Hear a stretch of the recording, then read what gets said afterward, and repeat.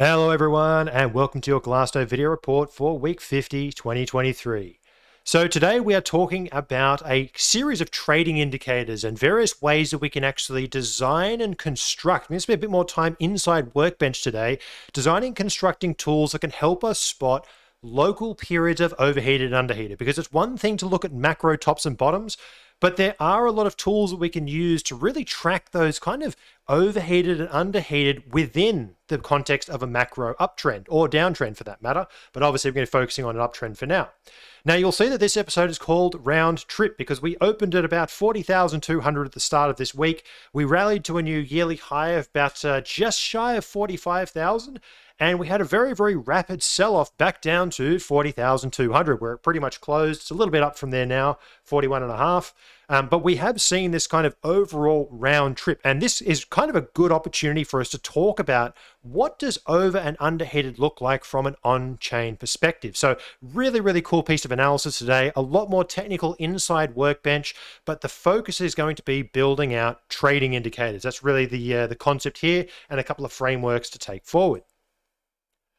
So as I mentioned, Bitcoin's had a pretty spectacular year. And what we really explored during, you've probably seen over the course of this season, if we go all the way back to the start of the year, Bitcoin's trading at 16,000. There was no volatility. Everything was quiet.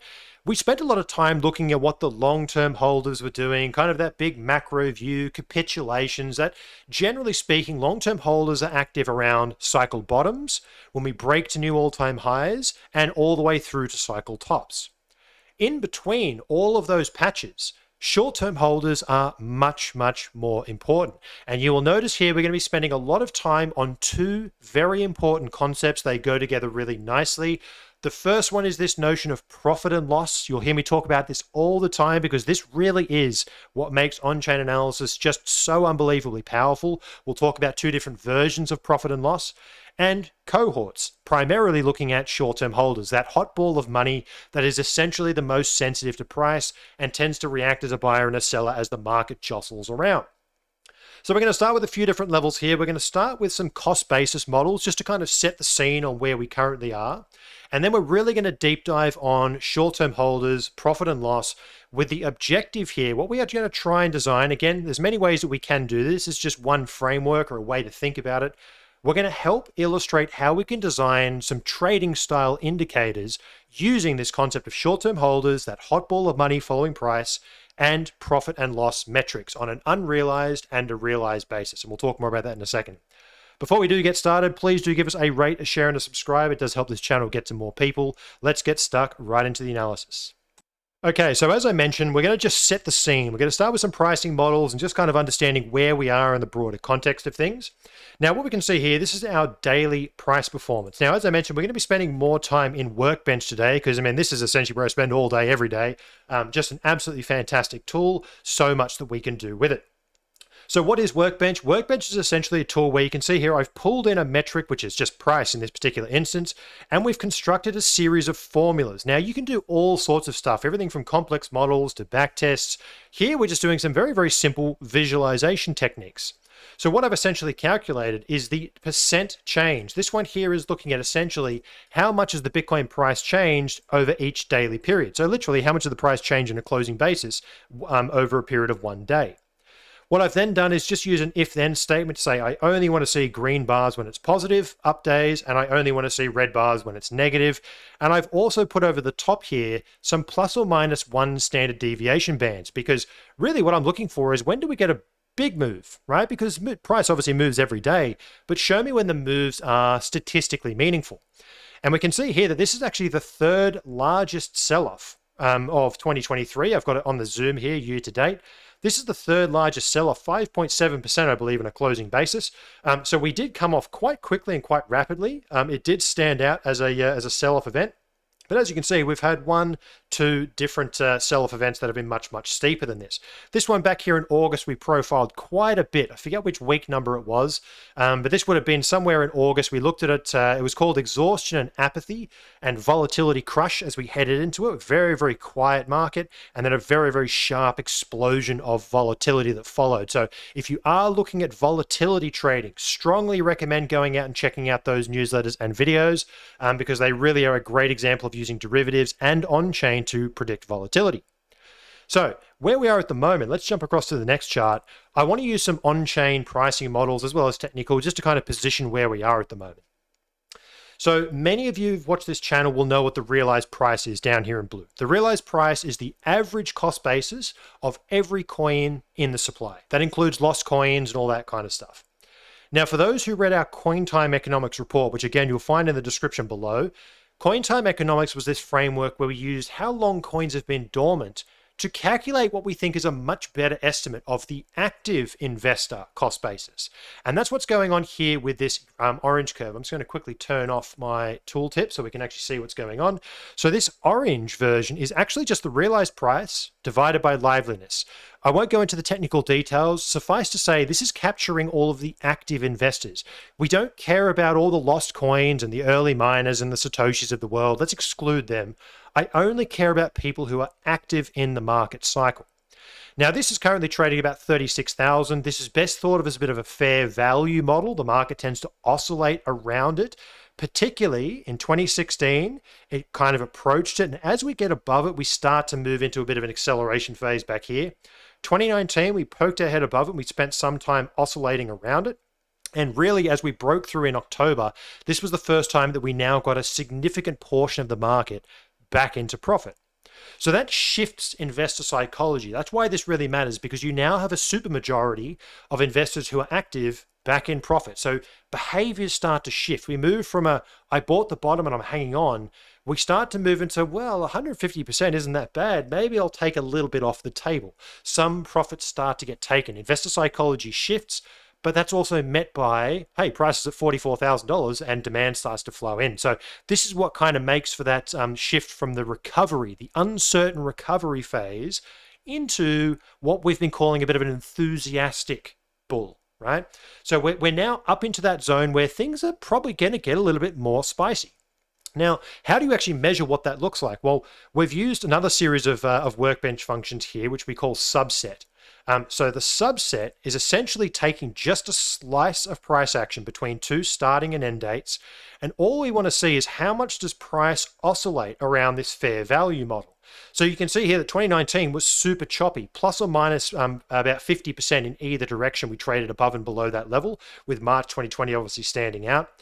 Likewise, back here, we traded from a low of about minus 50% below it all the way up to breaking above. This was kind of the start of the euphoria back here in 2017.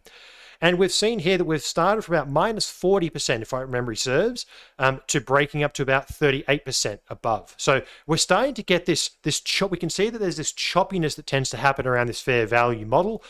We've broken up from that realized price, that very floor kind of, all coins considered. We're now up slightly above that fair value model. And if 2019 is any kind of model, there could be some chop to go along with this. Now, one last sector here between there and breaking the next all-time high, which is where we curtail these. This was somewhere between, I think it was 14 months from memory. 2019 was about 20 months. We have been about 11 months since breaking the realized price, and we are obviously not at all-time high just yet. So that would tell us, and again, history is obviously just an indicative, but history would tell us that previously it's been between about 14 and 20 months, and we're about 11 months into that journey. So if history is a guide, we may have some choppy volatility and some sideways and some kind of not going anywhere ahead of us. Again, none of us actually know what will happen, but just kind of looking at how the market played out in the past. Now, another great model, this is a crowd favorite, the Mayer multiple, the trusty Mayer multiple, which is just a fancy word for a ratio between price and the 200-day moving average. Yes, it's just the 200-day moving average, but why does this matter? Well, the 200-day moving average is important because every trader under the sun knows what it is. And many of them, from capital allocators all the way through to day traders, treats it as a bull-bear bias. It's kind of one of these models that because so many people look at it, it reacts because people look at the 200-day and they say, well, I want to see the reaction at the 200-day. So when something happens at the 200-day, it's kind of a self-fulfilling prophecy. Now, what's quite interesting is that where we currently are, we haven't actually got anywhere close to this level, about 1.5. I'm actually just going to show you how I would stick a new trace here. I want to look at a model about 1.5, which is where we tend to find a bit of resistance for this particular model. Now, importantly, all of these oscillators, you can see here, these oscillator levels, I'm going to go to the Mayer multiple. This one here is currently located on Y4. Now, when I add a new formula, it's going to assign itself to a brand new Y-axis. I want to immediately change that across to Y4. I'm going to make this particular line purple because I want it to stand out. And I'm going to set this up at 1.5 and evaluate. So what you're going to see is a purple line is now going to appear on our Mayer multiple. Now, why did I pick 1.5? Because historically, this means we're trading at a 50% premium to the 200-day moving average. And during uptrends, we often find some level of resistance at this point, right? 50% premium to the 200-day. Think about all those traders who maybe bought the 200-day moving average and they're now at a 50% profit. These aren't too bad, right? These are numbers where people start to take some kind of action. Now, we are currently poking our head up against it, and we actually found resistance on this level again. Now, you'll also notice this is obviously just one. This is just eyeballing in numbers, right? But you'll often see, and we've got a paper called Mastering MVRV, where we do the same exercise, but for the MVRV ratio, one of these on-chain models, and we put a little bit more rigor to it, right? Let's actually find a statistically meaningful level. You can obviously then derive pricing models from this as well to try and look for where those areas of, likely intersection are. But really, this tells us that we've bumped our head as we kind of rallied up to 44 and then sold back off. It hit the level where lots of investors like to take profit. And this is the concept we're going to explore in the short-term holder front in short course. Now, the last model I just want to quickly touch on, pricing model, is the NVT Price model. Now, this one here is basically a fair value estimate. Obviously, all these things are always models. They're estimates. They're never perfect. But the idea is that Bitcoin is obviously settling transaction volume. So let me just leave you with a very simple concept here.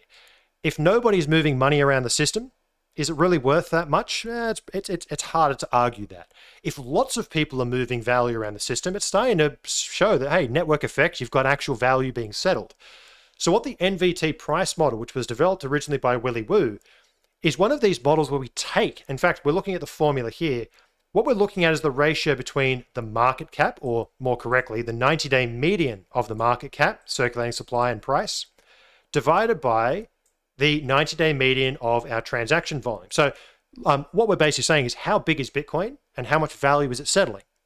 Now, notice here that we're using entity adjusted data. Now, this is actually really, really important because there's lots of transaction volume that occurs inside exchanges, custodians doing self-consolidation, even investors moving wallets between themselves or coins between themselves. Glassnode's entity adjusted data cleans all of that really, really nicely. So what we end up with is a really high signal. I only want to see coins that are economically meaningful. So what this particular model is doing is saying, show me all the economically meaningful transaction volume, compare it to the market cap, price times circulating supply with a couple of medians and averages and stuff applied, and then return it to the price domain, right? So what we're doing is we're saying, what is our current, what is the relationship between those two? What is the current transaction volume, and then equate that back to the market cap, which you can obviously then derive as a price. Now we've got a 28-day in green and a 90-day here in purple. That quite often during these uptrends, let's look at 2019 and 2020, the 28-day tends to respond much faster, and when it breaks down below, it's actually a negative signal. So you've got this momentum type signal between the crossover of these two. Do we have growing transaction activity over the fast and long term? But simultaneously, they kind of relate back how much transaction activity is going on. And you can see we're only just getting the 90-day pickup, and the 28-day has only really broken above in that October rally. So what that really tells us is that there's a couple of observations. One, transaction volume hasn't yet caught up to the price. So you could argue that price may have run just a little bit too far too fast. The other insight is that we've really only seen volume pick up from October onwards, meaning most of 2023, nobody even knew that Bitcoin was up over 100%. Very, very quiet. Kind of shows just how under the radar this year actually has been in the wake of FTX. You can really see that following October, and we covered this over recent weeks in our capital rotation kind of focus, we've seen that it's only seen new money starting to flow back into this ecosystem after that October rally, when we broke that $30,000 level, which we spent quite a bit of time talking about. Okay, so all of that is our context. So the takeaway message there, where we're setting the scene, Mayer multiple got to a level, or the 200-day got to a level where people probably start to take profits. Pricing models are kind of suggesting we're just a little bit overstretched. There's a lot of people who are in profit. So the thesis that we're running with here is that people are likely to start taking profit. Now, we know that long-term holders are pretty dormant until we get to all-time high. So let's just put them in a bucket for now. We won't worry about those. We're going to look at only the short-term holders. These are people who bought recently and therefore are the most likely to start spending.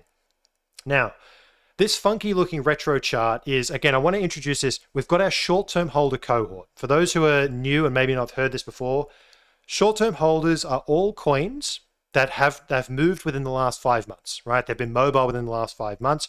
We use this threshold, 155 days, because statistically speaking, they are the most likely to spend again. Most coins moving around the Bitcoin system was spent within the last 155 days, and the vast majority of them were actually spent within the last day. So there's like this massive logarithmic decay or an exponential decay of how likely it is for a coin to be spent based on how long it's been dormant for. So the other concept is profit and loss. So think about this. On the rally where we broke from 30K or above 30K, we had about 5 months oscillating between 26,000 and let's just say 31,000 for easy math. All 5 months, people were kind of accumulating and buying their coins in that zone. When the price broke out, this green line is showing us all the coins that went into profit. In fact, I'm going to zoom in on a slightly smaller time frame and we will come back out again. So what we're seeing here is the amount of short-term holder coins that have gone from in loss, meaning their cost basis was higher than the current price, to in profit. Now we've also got two curves here. In the yellow, we've got like the 30-day low of that particular model. So the other way to think about this, show me all the short-term holder coins that have been in profit for at least 30 days. That's what the yellow is showing us. And the brown is at least 90 days. So let's just kind of back out and think about what this means. The more of this brown color that we have, this is basically saying that lots of short-term holders acquired their coins during a long consolidation period. It's kind of a robust a foundation being poured. Coins are changing hands, investors are stepping in, and we really traded sideways for 5 months. Yes, it was volatile and it was choppy, but lots of coins changed hands up here. And more of these coins suddenly went into profit because they built that foundation.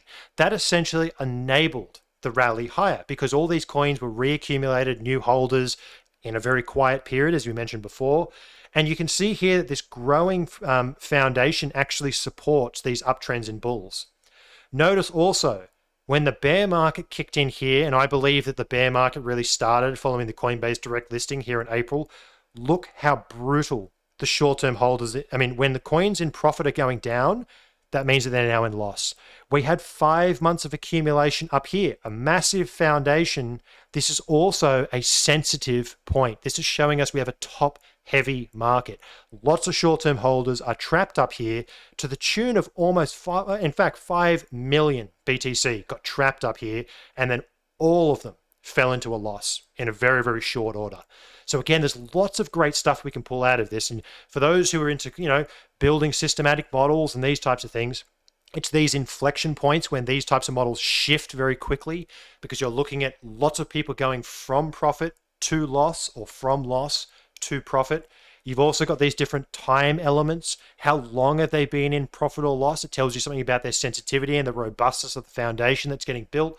There's a whole bunch of things that we can pull out of this. But this is the concept, right? I wanted to use this model. It's a really, really cool model that we've kind of developed just to help visualize some of these mechanics. What is actually going on under the surface, and how can we visualize this supply moving around the system, changing hands, and having different cost bases?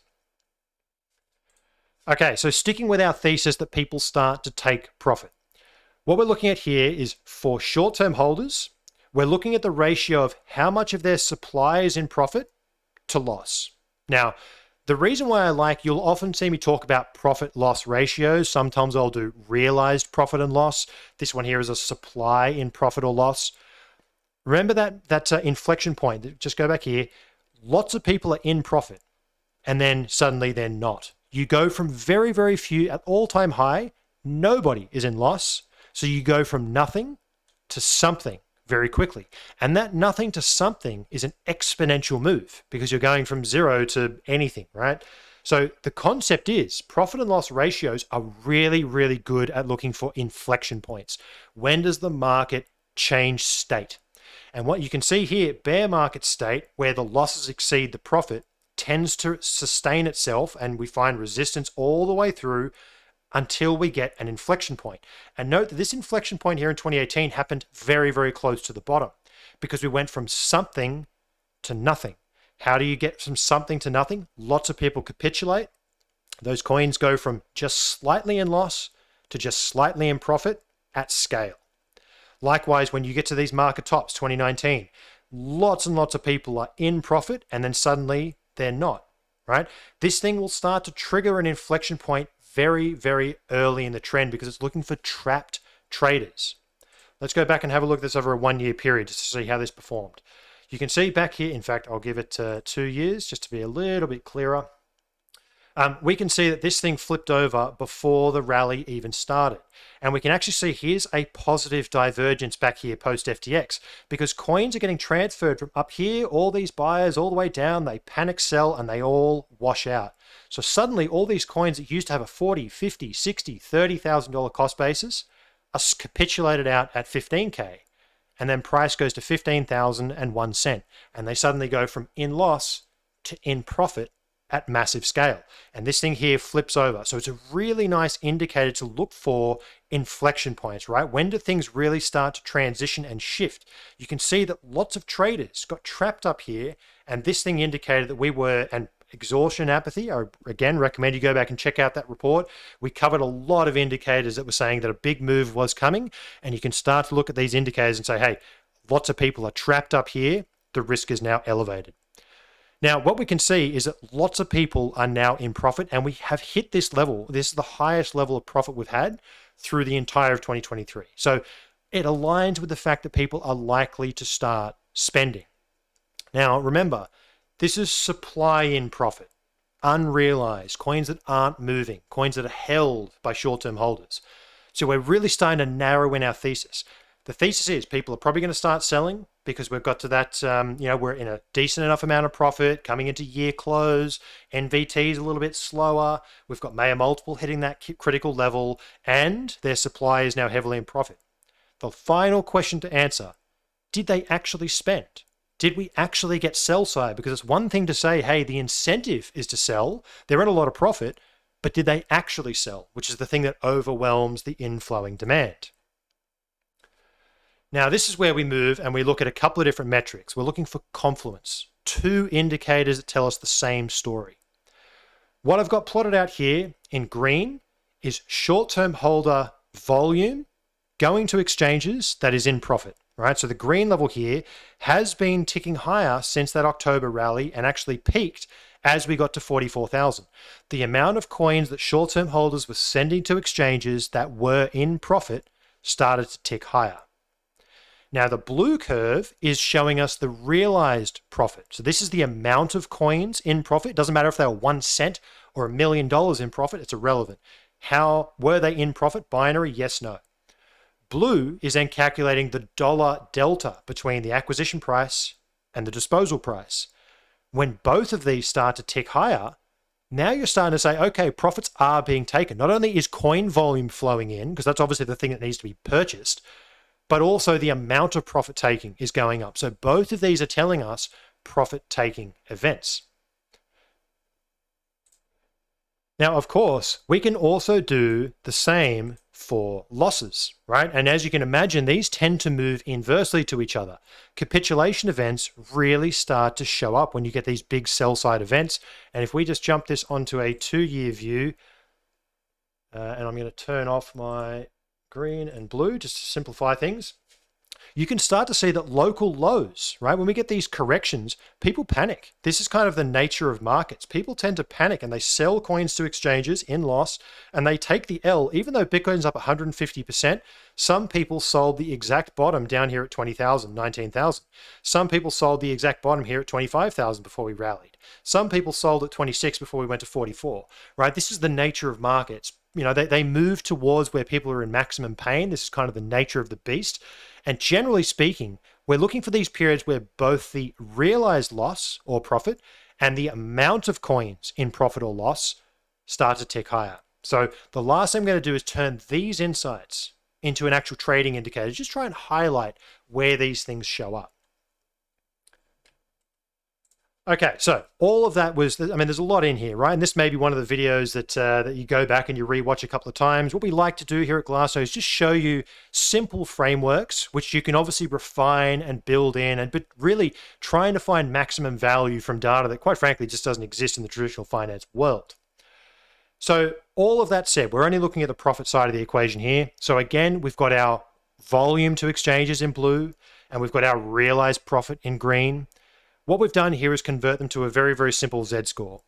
So all we're looking for is how many standard deviations above the mean are we? And the mean is right here at this red line. Well, actually, sorry, this is +2 standard deviations. So forgive me for that. We're looking for periods when both of those metrics are +2 standard deviations above their mean. And when we actually highlight those, these are picking up periods of high profit realization. Now, again, we could refine this to be 2.6, 2.5, 3, whatever our particular threshold is, but starting to see when profit taking and the volume flowing into exchanges is starting to tick higher. We're looking for that confluence of both events. And as you can see, it typically picks up the rallies because that's naturally where profit taking tends to occur. But it also, in bear markets, can help pick up these periods of elevated risk, right? Right before, when profits start getting taken, right before the market needs to actually flush out. Now, as you can imagine, we can do a very, very similar mechanic for realized losses, right? We're looking for periods when we've got +2 standard deviation on the volume and the realized loss, right? And again, flowing into exchanges. And what we're going to do here is we can start to see these points in time where people are selling the local lows. Now, of course, this thing doesn't flag every single level. No trading indicator ever does.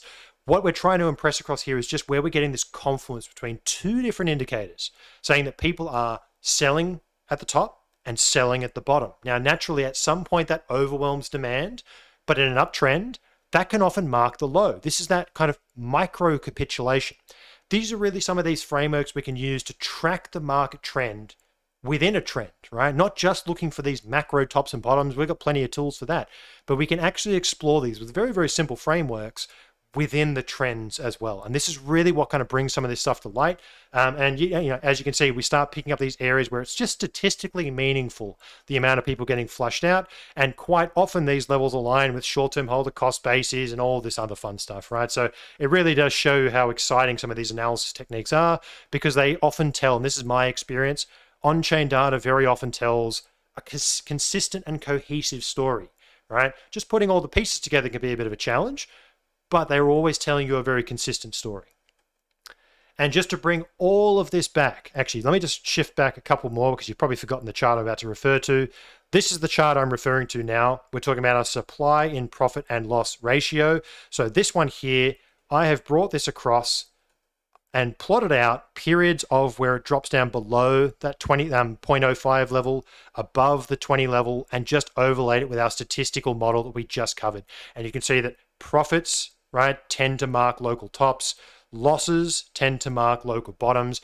These are those inflection points I was talking about, coupled with the actual spending. So let's bring this back to the very, very simple level. Short-term holder cohort, the hot ball of money that follows the market around. What we're looking at here is, are they in profit? The purple line, are they in profit? Are they in loss? Are we seeing inflection points in their profit and loss on the coins they hold? And then the green and the red is saying, now that they're in profit, did they actually take them? And the answer is yes. Are they in loss? And did they actually bail out at the bottom? Yes. So you start looking for this confluence between these metrics. Is the incentive there to do it? Did they actually do it? Now we start talking about an actual model where people start spending at the top. That profit taking is what saturates the demand, causes the correction, and at some point in time, people sell the bottom and panic. People who buy the local top, they sell the bottom, and the market then just seems to go up in the other direction. This is just the way that markets work. We just happen to be able to visualize it here in a very new and unique way. So thanks for tuning in for that session, folks. Again, I know there was a lot in there. These are some of these more complex, but this is the thing, right? For the last 3 years, we've really explored a lot of the macro side, and many of you have probably learned along with us, right? And in many ways, I'm a student of this as we go. So we're kind of learning what these tools do, and we've really explored a lot of the macro side of the equation. What we're now saying to really explore is, where are these inflection points? Where are these zones within a trend, right? These more micro type views. How do we actually use this for a little bit more actionable behavior? And try and, I mean, again, we're just using very simple statistics here. There's obviously people who can do far more complex models. What we're trying to do is just get across the framework for how we can use these models to actually look for trends within trends and get down to finer and finer resolutions, and really taking maximum advantage of things like our entity adjustment, really cleaning and getting that economical data, profit and loss metrics, which really just are the bee's knees as far as I'm concerned, and short-term holder cohorts, using these different cohorts to identify periods where people go from in profit to in loss and vice versa, and thus are trapped. And those people who are trapped, they tend to make rash decisions, and quite often that's what creates this volatility, and really this is what markets are all about. So anyway, hopefully you found that useful. Let me know if you have any questions at all. I'll catch you then, and I'll see you next week for our final report for the year. Thanks. Have a good one. Cheers.